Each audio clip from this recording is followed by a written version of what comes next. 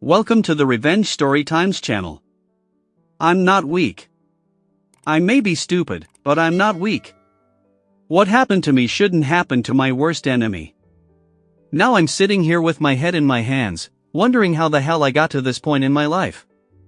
I got screwed, big time, and some people think I brought it on myself, or at least wasn't man enough to prevent it. One tour of duty in Iraq and another in Afghanistan, fighting terrorists, should dispel any rumors of my manliness. It's just that I've seen so much violence in my life, I just can't take it anymore. So why am I sitting here, feeling sorry for myself? 3 hours ago, I stood before a judge who told me that my wife, now ex, could get half of everything I ever worked for, plus half of my state pension, plus alimony, plus custody of my 3-year-old daughter. All I could do was sit back and watch this judge bend me over, shove my pathetic life up his ass, and send the only woman I've ever loved into the arms of another man. Divorce is not for the faint of heart. But instead of bemoaning my life, I think I need to explain what happened. It's an old story, a story of love found and love lost. My name is John, and what I'm about to tell you is hard to convey, but every word of it is true. It all started about 9 months ago. I had just returned from my annual visit to the Veterans Hospital in Richmond and was feeling worse than I had before I got there. They poked and prodded, stuck all kinds of needles in me, did a dozen x-rays and CT scans, just to see if I was any less disabled than when I was drafted 4 years ago. No, I still can't wipe my ass without my hand bouncing back and forth between my cheeks like the clapper of an old bell. The slight limp caused by having only 2 toes on my right foot still persists. And let's not forget the nightmares. After 2 days of benign torture, some doctor signed a paper saying I was still 100% disabled. Thanks, document. I could have told you that. The disability does not prevent me from fulfilling my marital duties and earning a living. I work from home, buying and selling things online. This way, I make a nice supplemental income, almost as much as my disability pension. Anyway, I had just pulled into the driveway when I saw my lovely wife, Amanda, sunbathing in the backyard. She was dressed in the most revealing white bikini and was lying face down on a chaise lounge. For a 30-year-old woman, she was absolutely gorgeous. I just sat in the car and stared at her, feeling myself getting an arousal that would soon demand attention, and the center of that attention was lying on a chaise lounge 50 feet away from me. I got out of the car, walked around the bushes, and stood next to her, casting a shadow over her beautiful blonde hair and dark tan shoulders. "Hey, you're blocking the sun," she complained, turning around and seeing me. "Oh, it's you, soldier boy. Is that a banana in your pocket, or are you just happy to see me?" I was feeling 100% better now and was determined to play. "I brought you a little present," I teased. "A small one? For crying out loud, if memory serves me correctly, your little present is big enough to make me climb the walls in absolute ecstasy. How about a little wall climbing right now?" "Where's our girl?" "She stayed at her grandmother's for the day. Do you want to play or not?" The bikini never made it into the house, and neither did half of my clothes. By the time we collapsed on the bed, we were naked and entwined in each other's arms like 2 horny octopuses. She was breathing, but barely. I watched her sleep, she was so peaceful and beautiful. I could only stare at her. I loved her more than life itself. I got up and went to the bathroom to relieve myself and clean up a bit. As I stood there peeing and looking around, feeling quite full, I noticed something on the floor between the tub and the toilet. After shaking off the last few drops, I reached down and picked up a small piece of trash. But before I could throw it in the trash can, I saw a word I hadn't seen in a while on a piece of red foil.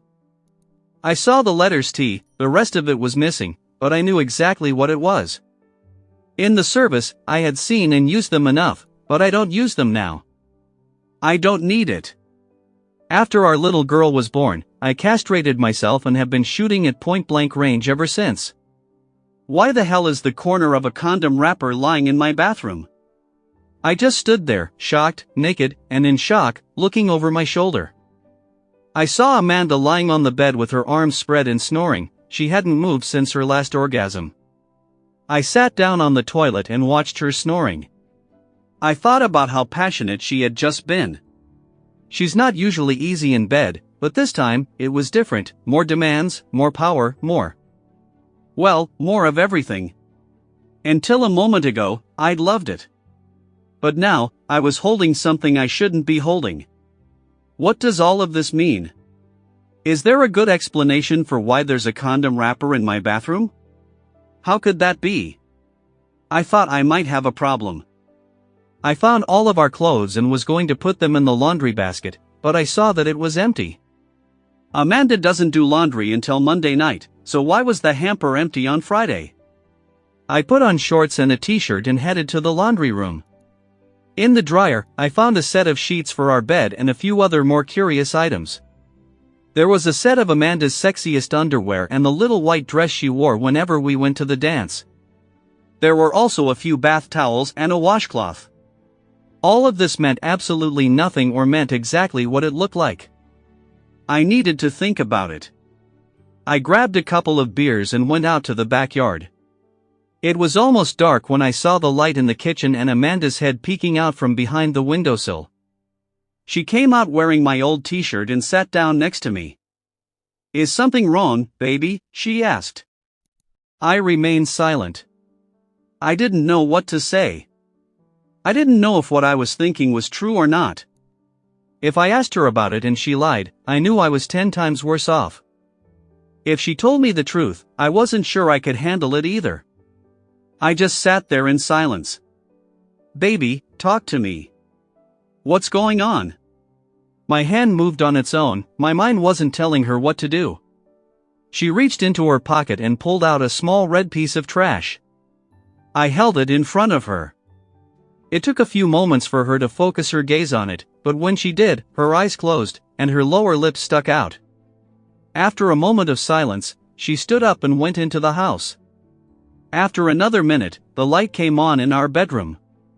I sat in the semi-darkness, wondering what was going on, afraid to find out. After a few minutes, I picked up 2 empty beer bottles and threw them in the trash can on my way into the house. When I got to our bedroom, Amanda was already dressed and putting her things in her suitcase.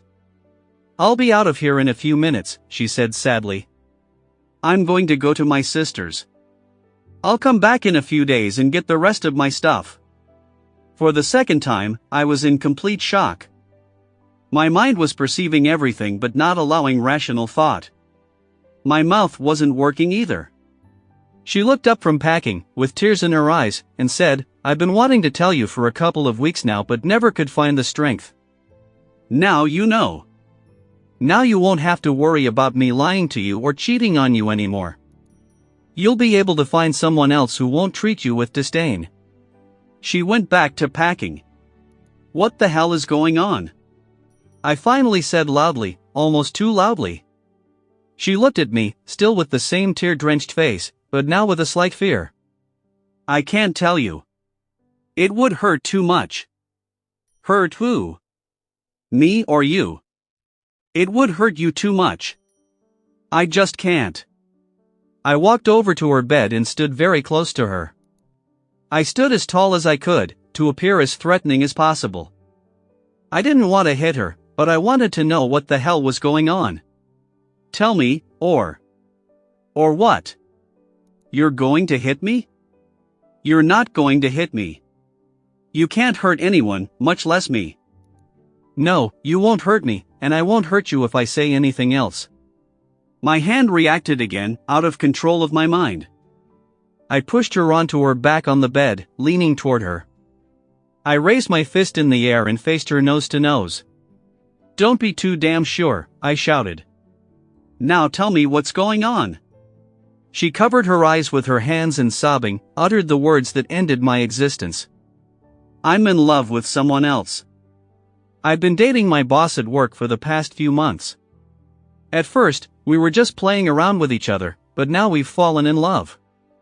I never wanted this to happen, and I didn't want to hurt you, but I love him, and we've decided to live together." She took her hands away from her eyes and looked into mine, stabbing her knife into my heart again. "You still can't give me everything I want. Your disability pension doesn't pay for your greatness in bed, but that's all we have left, sex. It's not enough. I want more. I want a big house and a nice car. I want to shop at a nice store, not Goodwill. And I don't love you anymore. I know I hurt you, but I didn't mean to. I'm sorry it had to end this way. Now please get off me and let me go. She slid out from under me, grabbed her suitcase, and ran out of the room. I was still bent over the bed when I heard the front door slam and her car squealed out of the driveway. So how did I react to my wife telling me she no longer loved me? I did what any self-respecting army veteran would do. I spent the next hour trashing the bedroom and then went out into the backyard and drank myself into oblivion. I don't remember anything that happened after that. I could have howled at the moon if I'd only known. But when I came to my senses the next morning, I was lying under the picnic table, holding my ground as if I didn't, I would fly away. I'd had hangovers before, but what I experienced then was the mother of all hangovers. I looked up and saw a pair of hairy legs in front of me. They were leading to the man I'd known all my life, Larry. Larry and I grew up together and went into the army together. We fought together and got drunk together. We even got married together. I married Amanda, and he married Amanda's sister. It's about time you woke up, he yelled after me. Shoo, please don't yell, I pleaded. I'm sorry, he whispered. Is there anything you need? Like a faucet to get your ass out from under the table? Maybe a new head? Maybe something else to drink? By my count, there are 10 beer bottles and an empty bottle of Jack Daniels lying around the yard.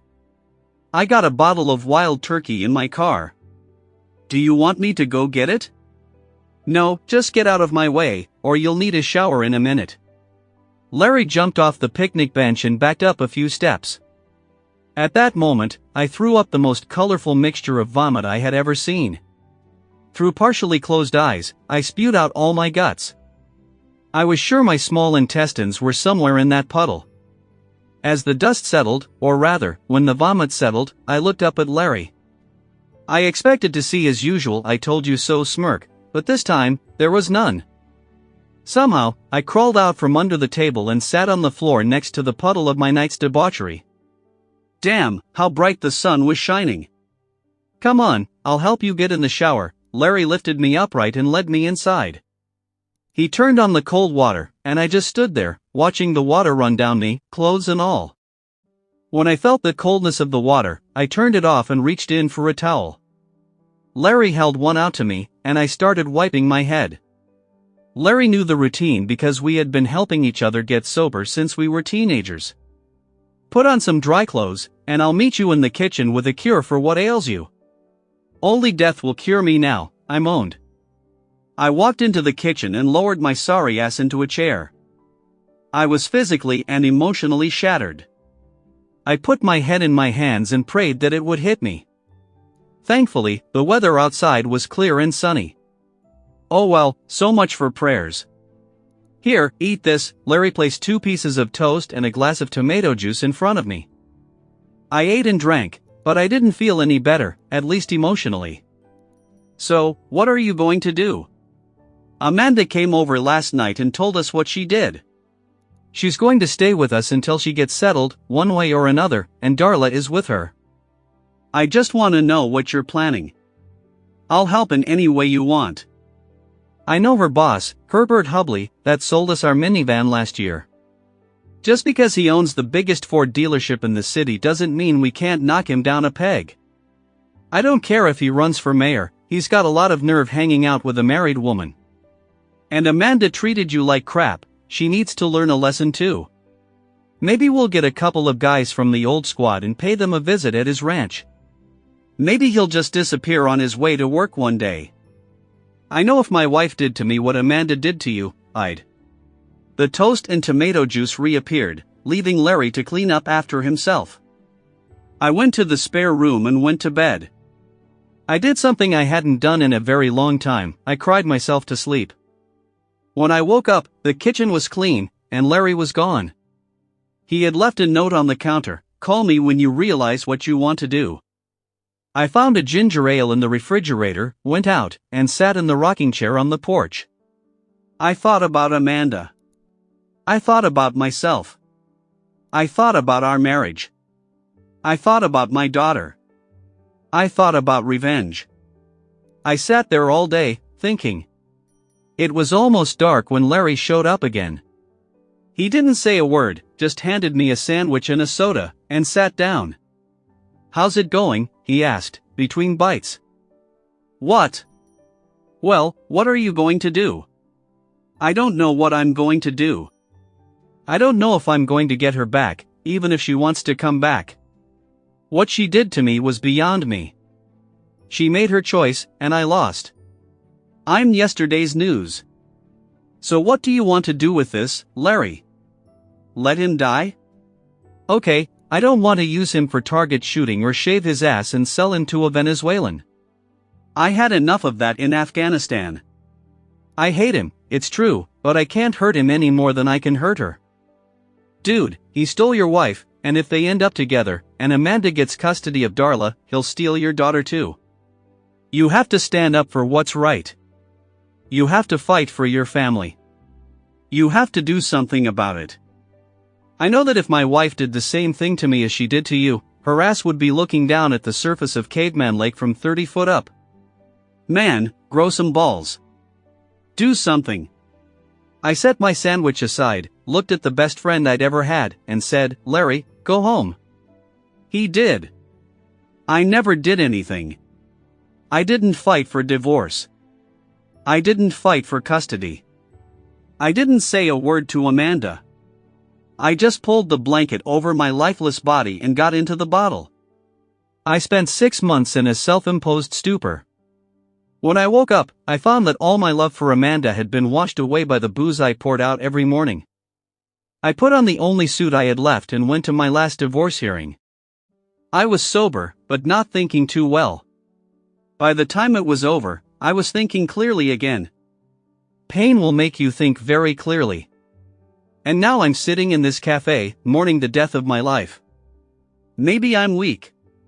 As I sit here, I think about the positives and negatives of divorce. Everyone focuses on the negative side, probably because pain is the hardest thing most people ever experience.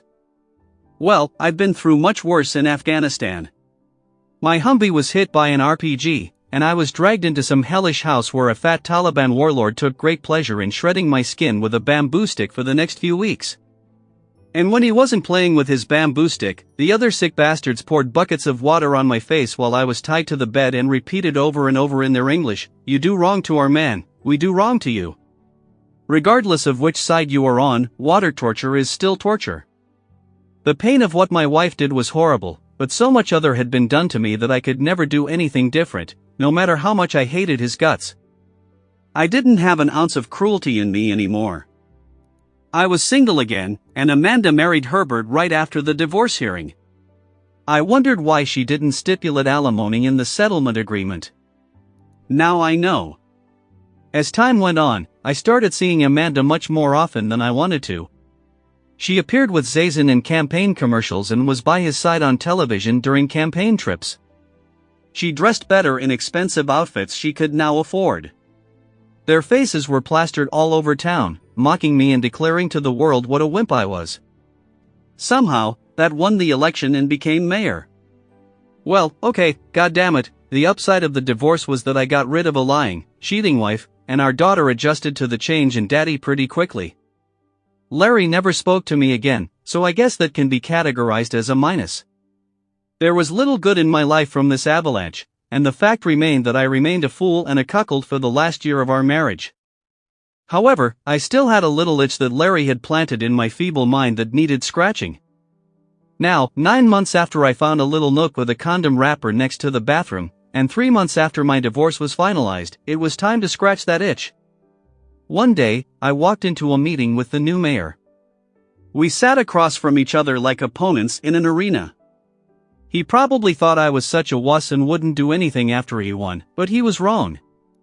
I intended revenge, but not with a single .45 caliber shot to the chest at point-blank range, not by humiliating him in front of the town and his family, making his new wife look like out, not by using any violence. I had other plans. Larry had planted the thought of revenge in my mind, and that's exactly what I plan to do, plant a small seed. Besides, the very large policeman standing just outside the door was discouraging me from doing anything outright. So what can I do for you, John? The mayor asked with a slight grin on his face. This isn't a business call, Kirby, it's personal. I just wanted to give you some information and a warning, and you can do whatever you want with it. Now, let me finish before you say anything, because I need to say everything before you see the whole picture. Okay, shoot. I'm listening. Okay, first of all, I don't care if you repeat all of this to Amanda because she's going to deny everything anyway. She's very good at lying. But I'm going to say what I have to say, and then I'm going to get out of what you have left. I've recently been getting my house in order. I need to sell it and move into something smaller. I found some information that looks at my marriage differently, and you need to know that too. Herb, here's the deal, you're not the first, and I bet you won't be the last. I mean, you've been sleeping with Amanda for the last year, which led to our divorce. You know that part. What you don't know, and I didn't know until the last few days, is that she had 2 other affairs during our marriage before you. The first one was around the time our daughter was born, and the second was about a year ago, a year before she started living with you. As far as I know, each of these affairs lasted a little over a year. I don't know the names of the men yet, but I have some clues as to who they were. One of my problems is that I am now questioning whether I am the father of my own daughter. I'm going to do a DNA test to see if she is mine. If not, and I can figure out who her father is, then I'm going to use legal means to collect 3 years of child support. I'm sure I have enough evidence to file a lawsuit, but I'm not ready to do that yet. If you are her father, then this is just a warning that I am coming after you. If you're not, you have nothing to worry about. Well, not the paternity issue. I know Amanda has had 2 affairs, well, 3, counting you, but there could have been more that I don't know about and probably never will. Only Amanda knows that. I know she won't tell me and probably won't tell you either. But what I do know is that the woman I was married to for 8 years, the woman I loved and gave everything to, was a chronic cheater. Now I am free of her, and she is your problem. But it pains me to realize that I have lived a lie my entire adult life. Our marriage vows meant nothing to her. We went to church every Sunday and prayed to God for forgiveness of our sins, and the rest of the time, she slept with other men in our marital bed. Hell, the worst part is that my daughter might not even be my daughter. She made a fool out of me, and I will live with that realization for the rest of my life. Well, that's all I have to say to you. Do you have any questions before I go? Yes. So why are you telling me all this? It's none of my business. Actually, it does concern you, Herb. You see, it should be a warning. It's the best thing I can do for you. I still don't understand. Just explain to me in simple words what you mean. I just sat there, and with a disgusted smirk on my face, told him what it all meant. Once fooled, always fooled. Be warned. With those words, I stood up and walked out of his office. As I walked to the parking lot, the grin was replaced by a wide grin from ear to ear. Sometimes the best things are just a seed of doubt. Mighty oaks grow from tiny acorns, so the saying goes. So why shouldn't a little doubt about his new wife's fidelity be a good thing? And doesn't it matter if everything I've said isn't true? The seed was planted in the fertile mind of the man who helped make a fool of me in my marriage. It may not change anything, but it could be a catalyst for discord between the newlyweds. Only time will tell.